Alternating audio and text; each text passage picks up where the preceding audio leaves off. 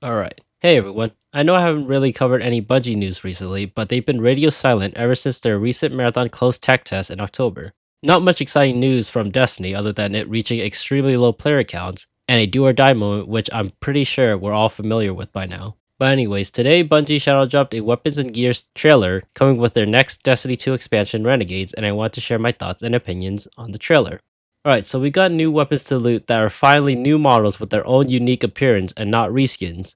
First, we're getting Uncivil Discourse, which looks like a ARC Forerunner at home hand cannon that I think will either be a new weapon frame or it will be a 180 RPM hand cannon. We got Modified B7 Pistol, which appears to be a 180 RPM stasis hand cannon. We got All or Nothing Strand Pulse Rifle that I want to say could be a rapid fire frame pulse rifle. We got refurbished A499, which is a heavy sniper rifle, very interesting, and appears to be a kinetic sniper rifle as well. I don't know why, but this sniper reminds me of Hereafter from Destiny 1. If you know, you know. Then we got M17 Fast Talker, which looks like a stasis submachine gun and reminds me a lot of Seraphine Haze. Next we got Compact Defender, which looks like a Void sidearm that I'm debating is between a lightweight frame or a precision frame. The heirloom looks like a solar combat bow, and finally we got the Praxic Blade, which is the infamous lightsaber. Very cool design, and I'm more than sure that each of these weapons are going to feel amazing to use. Will it replace the best in slot weapons we currently have? Only time will tell. Moving forward, we also got to see new exotic armors, one for each class. Let's start with Hunters. Hunters will be getting Fortune's Favor, an exotic legging which reads, after landing a final blow while at full health, or when out of combat for an extended duration, your shields will recharge into an overshield. When you have an overshield, your weapons gain increased accuracy, stability, handling, and damage against combatants. And final blows will grant a short period of increased mobility once the overshield is depleted. This sounds like a one-eyed mask situation, but for hunters. With that being said, I feel like this is a PvP focused exotic. Titans will be getting Praxic Vestment, an exotic chest piece, which reads, gain an air move jetpack. Weapon and arc powered melee final blows build up a jetpack fuel. Activate your jetpack while airborne with a forceful blast of exhausting arc energy, then fly forward based on the amount charged. Collide with a combatant to unleash a blinding blast of energy and gain a temporary bonus to your melee stat. Basically a Twilight Garrison 2.0, but not as great.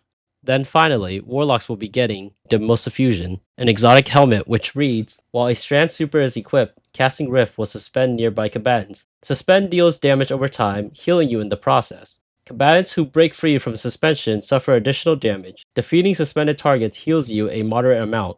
I gotta be honest, this doesn't sound too interesting, and personally, it's the worst new exotic out of the three.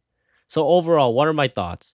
I actually think this is a very good trailer. I think that this trailer can potentially bring back some amount of hype to the Destiny community. I think that Renegades initially will be a blast because everything that has been shown to market this expansion really emphasizes Destiny's amazing sandbox. I'm not too sure that I can see myself return to Destiny with this expansion because I am simply not a Star Wars fan, and the fact that Star Wars is the big selling point really leaves a bad taste to me. Everything looks just fine and not amazing. I still have a big issue with a literal lightsaber being canon in the Destiny universe, but that is just a personal issue. Do I think this expansion is the saving grace of Destiny? Absolutely not.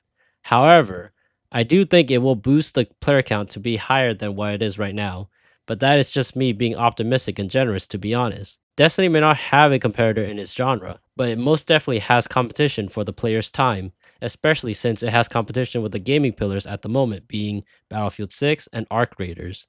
I'm just happy to finally hear and see what Bungie has been working on silently while getting beat down by the gaming community. I'm left feeling glad that they are keeping their heads down and focusing on development on their projects before they share what they got.